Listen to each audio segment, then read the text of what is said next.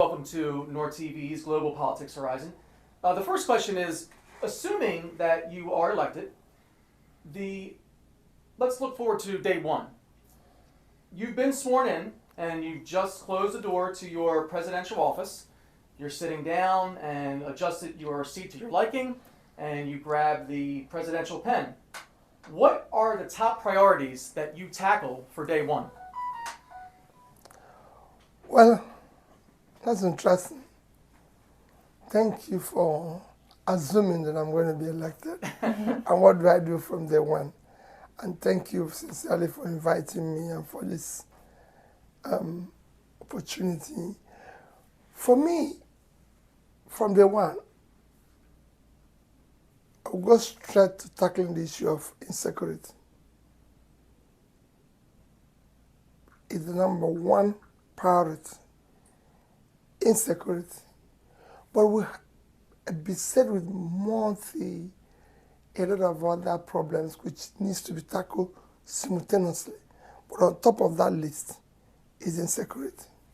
So I also want to jump into another question here, and I want to make sure I get this exactly right, so pardon my glance down. But President Biden here in the U.S. approval rating has recently surged as he has made good on several campaign promises, such as relating to climate change, as well as student loan forgiveness. In the name of transparency, what promises should the public hold you accountable for against the next 4 years if they were to want to vote for you for re-election? Now you're talking about 4 years, so it's not day one. Yeah. I'm going to make sure that everything I promise is tackled simultaneously. Okay. And the promise is that, again, is insecurity, dealing with the issue of rule of law and order, since the government, bring stability in the polity, uniting the country, ensuring that it is transparent and visible good governance, fighting areas of corruption, which will be visible and transparent, and people will see it. Yeah. Cutting the cost of governance, investing in human capital development, and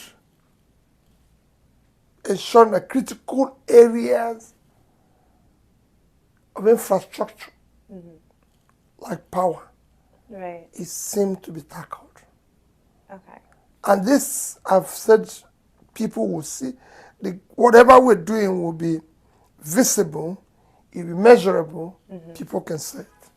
And I think that's very important for it to be visible and measurable. So that's something that we can look forward to. So thank you. That's great to know. Given the numerous challenges that Nigeria faces, corruption, like you mentioned, a lack of stable electricity, lack of job growth, etc. What message would you have for those who have already just simply given up? Well, like it's happened in every other nation. What we're going through now have happened in other nations. What it requires is just leadership.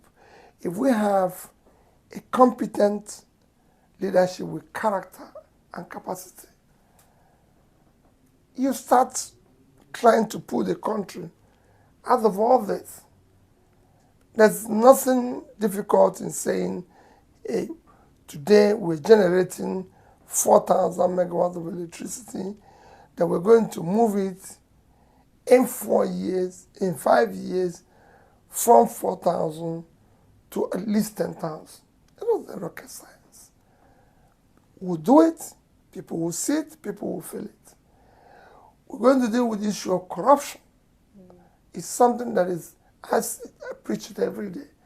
If the leader is not corrupt, his family and those around him are not, you reduce it by 70%. And whoever is doing it knows that he's going to face the law. So if you're caught in it, no question, nobody's above the law. And you start doing this. You see, when you start doing the right things, issue of what is even mentioned, job creation, if you tackle the intangible aspects of insecurity, which is number one. Deal with the issue of rule of law, law and order. Invest in human capital development. You're going to start attracting people to come and invest local first, your diaspora, then foreigners. So also, anytime the question is asked, essentially, everyone always affirms that they believe in a more inclusive government. However, we've seen time and time again, whether it has to do with gender, ethnic group, physical ability, that action isn't necessarily taken. In your, if you were to be elected, what specific pledges can we hold you accountable for regarding to this subject? What it means inclusiveness, for me, it is about, I said it before, about competence and capability. As governor of the state, of one of the states in Nigeria, I had, for example, more women working for me than men. Okay. Because they were competent. Right. So it's not a question of, it's not something that you're entitled to. Right. You know, it's not an entitlement. Right. It is a question of, are you qualified? Absolutely. You know, we have to be qualified to work, because I need to engage and work with people who are qualified, who are competent, who have the capacity to do the job they're given. It's almost an exclusive consumption economy, and it's important to transition to production. And what specific industries would you be focusing on for that? That's what I've always preached, that I want to move the country from consumption to production. And when you talk about production, it is a whole vast thing. You start from, and I give you an example of what I'm saying. If you go to Nigeria, Nigeria has vast land, vast or cultivated land. It's a country that today is sitting on 923,000 square kilometers of land. Fertile land in most places and everything. So you need to move it. You need to get people to go back to the farm. Again, security issues in some of the farms. You need to deal with the security issues to get those who have left their farm now to go back. And you need to have a development bank, like agricultural bank, to support more production in that sector, so that they can feed themselves, Nigeria can feed itself, and export agricultural products, which is very critical to us.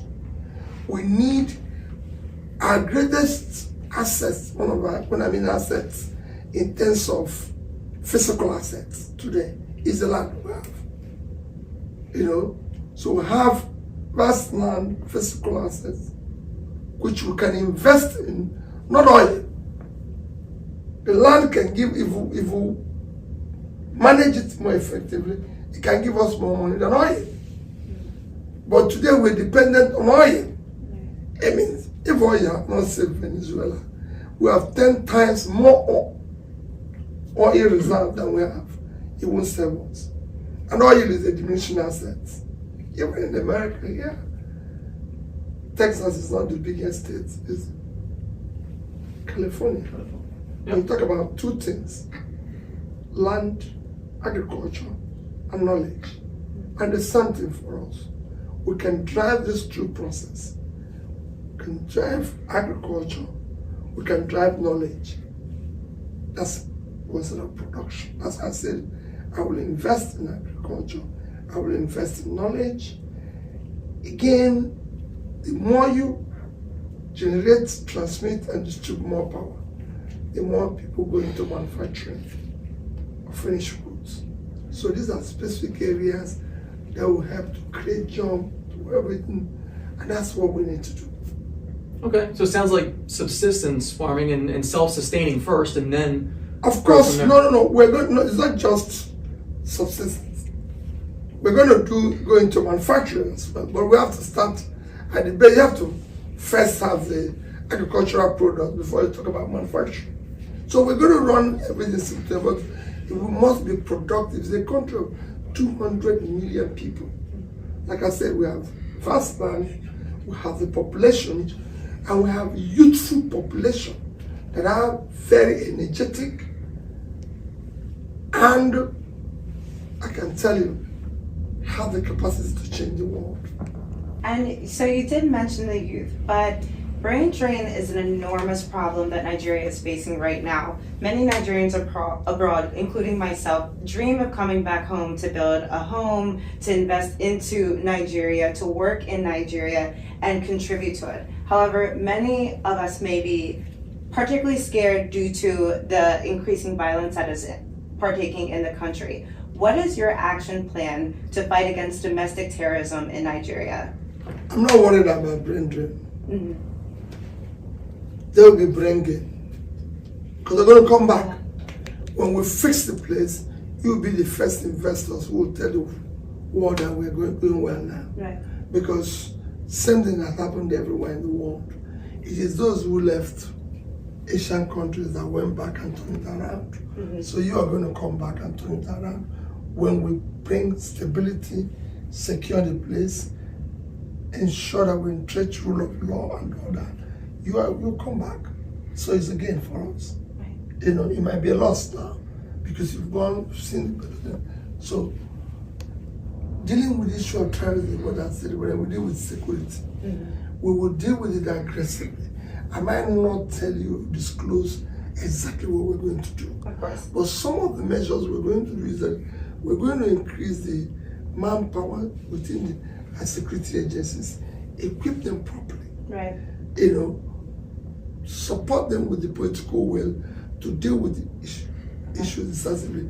Have a multi-sectoral policing where we have police at the center, policing at the state, possibly at the local government, and even in the communities where we have security. Deal with it aggressively. Right. It's not, like I said, it's been done everywhere, and we can do it. Absolutely. Are there any misconceptions about your presidency and candidate run that you would like to address at this moment? Well, I don't think there is, except maybe people will say we don't have structures, you know. But for me, that is what we want to destroy. We want to dismantle the structure because the structures that are there today are structure of criminality, structure of corruption, structure of inefficiency, structure of ineffectiveness. These are things we want to remove and bring in a movement that wants to take back the country, give it to the people, create Nigerians that will have faith in their country because they hope like her. It is no secret right now that in Nigeria currently spends more than it earns. So that is a huge problem that the country is facing right now. I understand that you have plans to cut those expenditures, and I believe you spoke to that a little bit earlier before. But specifically, how do you plan on tackling this? Not just Nigeria that spends more than it earns. A lot of other countries do the same thing. Okay. A lot of other countries are borrowing. Right. United States today owes about 80% of its GDP in debt. So everybody's borrowing. Right. Everybody's spending more. Okay. There's nothing wrong in borrowing. It is what you do with the borrowing that makes the difference. If you borrow for investment, you will grow. The problem we have today is that we're borrowing for consumption. You commit suicide. Yeah. So I want to borrow for investment. And we're going to do that. Yes, and we're going to cut the cost of governance. Okay. Would there be any specific plans for specific youth operations that you might have? I just told you, ICT, entertainment, sports, small businesses. Okay, those They are the different ones. industries. That's what drives everyone. If you shut it down in America, there will be more criminality in America than there is in America. They'll be shooting each other on the street because they have more guns there on the street than we have. I can assure you. So the youths have the energy, and you need to put them to work. So we want to create a society where people will jump to the plane and come and celebrate. Starting with our people. Nigerians all over the place doing incredible things, and we want to change it. We want to bring it home.